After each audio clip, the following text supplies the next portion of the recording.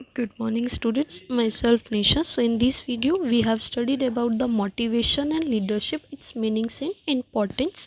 So it is also a part of directing. So we have discussed about it one by one. So let's start. First आता है meaning of motivation. Motivation का मतलब क्या है? It refers to that process which excite people to work for the attainment of a desired objective. कि ये refers करता है कि ये वो प्रोसेस है जो एक्साइट करता है पीपल को कि वो वर्क करे, किसके लिए वर्क करे, एक डिज़ायर्ड ऑब्जेक्टिव को अटेन करने के लिए। उसको बोला जाता है इसमें मोटिवेशन। कि मैनी स्कॉलर्स जो हैं उन्होंने डिफरेंट डेफिनेशंस दी हैं इसके लिए अपने एक्सपीरियंस को लेके टाइम टू टाइम। सो एक ये भी है कि to motivate is to induce people to act in a desired manner. कि मोटिवेट करना पीपल को ताकि वो एक्ट कर सके अपने डिज़ायर्ड मैनर में, एक डिज़ायर्ड ऑब्जेक्टिव को अचीव करने के लिए, उसको बोला जाता है मोटिवेशन। नेक्स्ट आता है कि फीचर्स क्या है मोटिवेशन के। फर्स्ट है motivation is an internal feeling. इसमें क्या है, मोटिवेशन जो है वो एक साइकोलॉजिकल कंसेप्ट है जो लाई करता है विद इन अ पर्सनस के बीच में। सो फर्स्ट ऑफ ऑल जो हमारी सम नीड्स होती हैं वो अपीयर होती हैं एक माइंड में कि इंडिविजुअल के, जो इफ़ेक्ट करते हैं उसके बिहेवियर को। सो ही वांट टू डू, तो वो करते हैं सम वर्क एक ऑर्डर में अपनी नीड्स को सेटिस्फाई करने के लिए। फिर इसमें सेकंड आता है मोटिवेशन प्रोड्यूसेस गोल डायरेक्टेड बिहेवियर। मोटिवेशन जो है एक पावर है जो लेड करती है एम्प्लॉयज़ को टू अचीव करने के लिए उनके गोल को। तो जो बिहेवियर होता है मोटिवेट एम्प्लॉयज़ का, वो क्लियरली जो है शो करते हैं कि दे आर वो इंक्लाइंड हो रहे हैं टूवर्ड्स अचीवमेंट के लिए, अपने गोल के लिए। थर्ड आता है इसमें, सो थर्ड पॉइंट आता है इसमें, motivation can either be positive और negative. There are two types of employees होते हैं फ्रॉम एक पॉइंट ऑफ व्यू के साथ एक मोटिवेशन के, लेबरर और एज वेल एज श्रिकर। तो those employees who are laborious is a true sense होता है उनका वर्ड्स का, जो एनकरेज करते हैं विद सम अवार्ड्स के साथ, this is called positive motivation. So on the other hand जो वर्कर्स होते हैं जिनका नेचर जो है वो श्रीकर का होता है, वो एनकरेज करते हैं वर्क को विद द थ्रेट ऑफ डिमोशंस के साथ। एक थ्रेट आता है उनके साथ, डर आता है जो सस्पेंशन और टर्मिनेशन दे जाता है उनको। सच पीपल जो हैं वो स्टार्ट करते हैं वर्किंग को बिकॉज उस फियर फैक्टर की वजह से, तो उसको जो है नेगेटिव मोटिवेशन बोला जाता है इसमें। सो टू टाइप की मोटिवेशन है, आइदर वो पॉजिटिव भी हो सकता है और वो नेगेटिव भी हो सकता है। फोर्थ आता है इसमें, motivation is a complex process. कि ऑल द पीपल जो हैं वो वर्क करते हैं एक ऑर्गेनाइजेशन के अंदर। सारे के पीपल जो हैं वो वर्क करते हैं ऑर्गेनाइजेशन के अंदर, उनका जो डिफरेंट नेचर होता है। सो उनकी जो है डिफरेंट नीड्स भी होती हैं। देयरफॉर एवरीबडी जो है वो मोटिवेट नहीं होता विद ओनली वन मोटिवेटर के साथ। सो इसको माइंड में रख के जो है जो नीड्स होती है पर्सनस की, उनको कंसर्न किया जाता है, जो मॉनेटरी और नॉन मॉनेटरी टेक्निक से उनको यूज़ किया जाता है। देयरफॉर ये जो है एक कॉम्प्लेक्स प्रोसेस होता है। सो ये थी इसकी 4 फीचर्स। नेक्स्ट आता है इसमें कि मोज़ले ने जो है एक नीड हायरार्ची थ्योरी दी थी मोटिवेशन में अंदर। उसके जो है ये 5 जो हैं वो थे, हम वन बाय वन सबको डिस्कस करेंगे। फर्स्ट आता है इसमें साइकोलॉजिकल नीड्स। इस कैटेगरी में क्या होता है, ये दोज नीड्स हैं जो इंक्लूड करती हैं, जो सेटिस्फाई करती हैं एक मैन को अलाइव रहने के लिए, ज़िंदा रहने के लिए, जैसे कि food, shelter, cloth, sleep etcetera. तो ये थी हमारी साइकोलॉजिकल नीड्स। फिर आती है हमारी सेफ्टी और security needs. After psychological needs के सेटिस्फाई होने के बाद मैन जो है वो सोचता है अबाउट अपनी सेफ्टी के बारे में। तो जो सेफ्टी है वो सेफ्टी को क्या चीज़ की ज़रूरत है, इंक्लूड होता है उसमें फिज़िकल और उसकी इकोनॉमिकल नीड्स। जो फिज़िकल सेफ्टी होती है वो रेफर्स करती है अगेंस्ट किसी एक्सीडेंट के, अटैक के, डिसीज़ के या अदर अनएक्सपेक्टेड कोई प्रॉब्लम हो जाए वो। और जो इकोनॉमिकल सेफ्टी होती है वो सेफ्टी होती है हमारी लेवलहुड की या अरेंजमेंट करने की हमारी फॉर ओल्ड एज के लिए। तो ये थी मेरी सेफ्टी और सिक्योरिटी नीड्स। फिर आती है थर्ड, एफिलिएशन और सोशल नीड्स। ये रेफर्स करती है वो नीड फॉर अफेक्शन के लिए या सेंस ऑफ हमारी बिलोंगिंगनेस के लिए, या हमें एक्सेप्ट करनी है या फ्रेंडशिप वगैरह के लिए। ठीक है। फिर उसके बाद फोर्थ आती है मेरी एस्टीम नीड। ये रेफर्स करती है वो नीड फॉर रिस्पेक्ट मिले मुझे, ऑटोनमी मिले, एक स्टेटस मिले, एक रिकॉग्निशन हो मेरा, एक अटेंशन हो, उस चीज़ को बोलते हैं एस्टीम नीड्स। फिफ्थ आती है मेरी फिर self actualization need. Self actualization जो है वो रेफर्स करती है टू द डिज़ायर करना एक मैक्सिमम को, वट एवर कोई भी हमारा पोटेंशियल हो एंड इंडिविजुअल पोजेशन के लिए। फॉर एग्ज़ाम्पल एक म्यूजिशियन जो है वो चाहता है एक प्रोफेशिएंट हो इन म्यूज़िक में। सिमिलरली जो पॉइंट है वो चाहता है, पोइट जो है वो चाहता है कि वो स्पेशलिस्ट हो अपनी उस फील्ड के अंदर, तो उसको बोला जाता है सेल्फ एक्चुअलाइजेशन नीड, कि जो भी उसकी डिज़ायर हो वो उससे ज़्यादा हो, वट एवर पोटेंशियल जो है उस इंडिविजुअल को पोजेस करना हो उसके लिए। ये थी मॉज़ले की नीड हायरार्ची थी और उसने 5 ही दी थी। आई होप आपको समझ आई होगी। तो थोड़ा सा मैं मॉज़ले के बारे में आपको बता देती हूँ। The advocate of this theory जो है वो अब्राहम मॉसले था, जो कि फर्स्ट प्रेजेंट की थी, जिसने नीड हायरार्ची की थ्योरी ऑफ मोटिवेशन की इन 1943 में। ठीक है, मॉज़ले ने डेवलप करी थी थ्योरी ऑफ मोटिवेशन किस बेसिस पे, चेन और सीक्वेंस के बेसिस की ज़रूरत के ऊपर। तो अकॉर्डिंग टू हिम जो मैन है उसकी काउंटलेस नीड्स होती हैं, दे कैन बी कैटेगराइज, उनको कैटेगराइज किया जाता है according to his priorities. For example the need which are more sharply felt, कि जिस चीज़ की नीड जो है उसने शार्पली फेल्ट की थी उसको सेटिस्फाई करने के लिए उसने जो है फर्स्ट पोजीशन दे दी। फिर जो लेस शार्पली थी उसको सेटिस्फाई करने के लिए सेकंड पोजीशन। सिमिलरली जो लीस्ट नीड्स थी उसको जो है उसने लास्ट में रख दिया उसने। तो मोज़ले ने जो डिवाइड कर दी थी डिफरेंट ह्यूमन नीड्स को उनकी प्रायोरिटी के बेसिस पर, तो उन्होंने जो है 5 पार्ट्स में जो है इसको डिस्ट्रीब्यूट कर दिया था, जो हमने अभी इसमें पढ़ा है। सो ये थी मॉज़ले की नीड हायरार्ची थ्योरी जो 1943 में आई थी। सो नेक्स्ट आता है इसमें कि लीडरशिप का क्या मतलब होता है। फिर अभी तो हमने मॉज़ले वगैरह वाला पढ़ा सारा कुछ, अब आता है कि लीडरशिप क्या है। It refers to influencing others in such a manner to do what the leader wants them to do, कि ये इन्फ्लुएंस करता है अदर्स को एक उस मैनर में कि मुझे क्या करना है।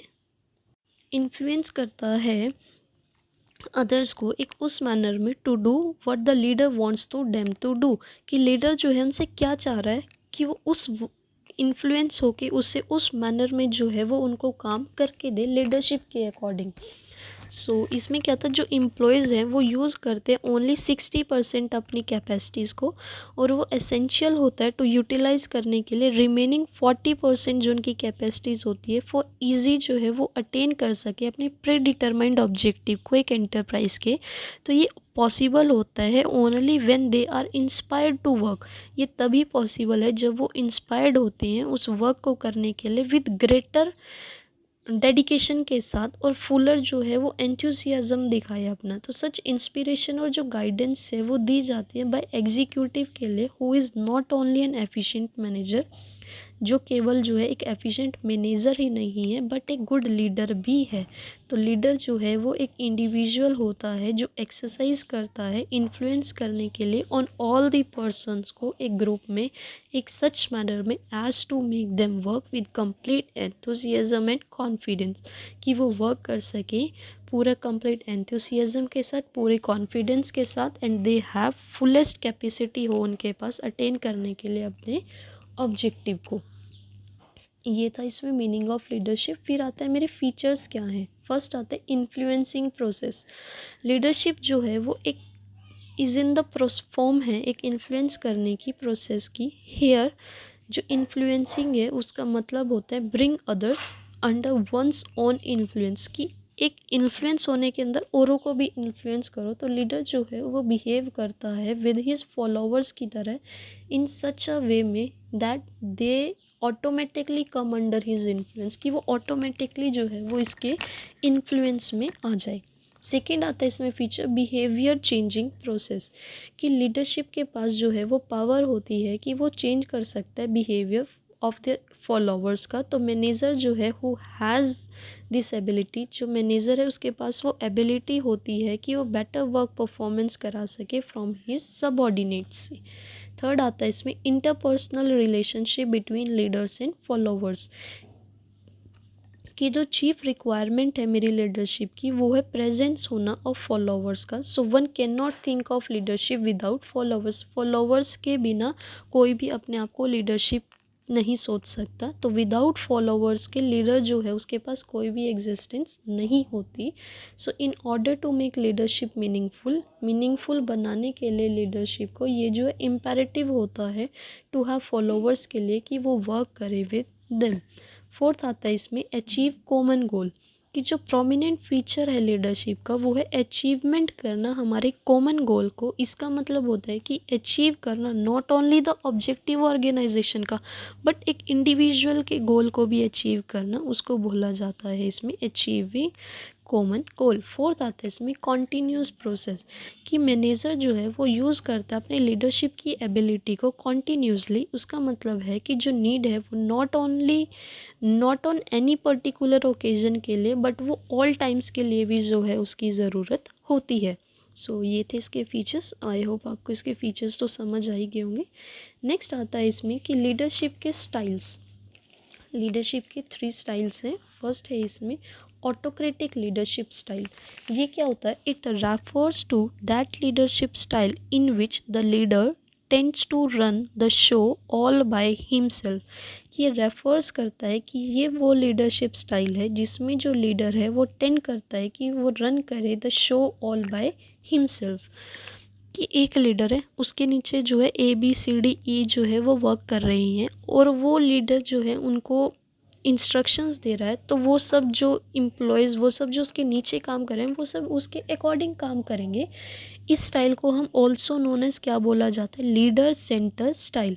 अंडर दिस स्टाइल जो लीडर है वो कीप ऑल द अथॉरिटीज़, वो अपने पास सारी अथॉरिटीज़ रखता है सेंटर्ड इन ही अपने हाथों में, और जो और एम्प्लॉयज़ उसके नीचे काम कर रहे होते हैं वो परफॉर्म करते हैं वर्क को एग्जैक्टली उस ऑर्डर के साथ ही। सो इफ़ अगर कोई भी एम्प्लॉय जो है वो केयरलेस होता है अपनी वर्क परफॉर्मेंस के साथ, उसको जो है पनिश भी किया जाता है। तो जो लीडर होता है वो डज़ नॉट डिसेंट्रलाइज नहीं कर सकता हिज अथॉरिटी को for the fear of losing his importance के लिए।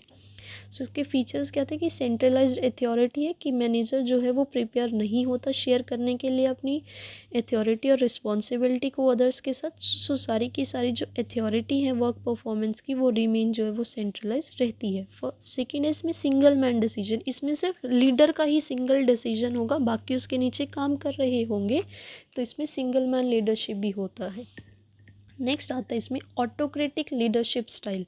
ये क्या स्टाइल है? It refers to that leadership style in which the leader consult with his subordinates before making any final decision.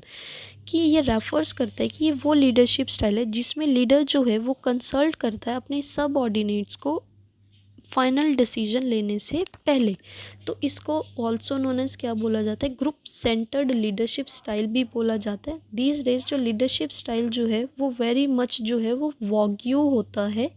Under this style जो decisions होते हैं regarding different works को लेकर वो नॉट टेकन बाय मैनेजर, वो manager जो है वो अकेला नहीं ले सकता, but they are taken in consultation with employees. उसको जो है एम्प्लॉयज़ की कंसल्टेशन भी जो है वो लेनी पड़ती है।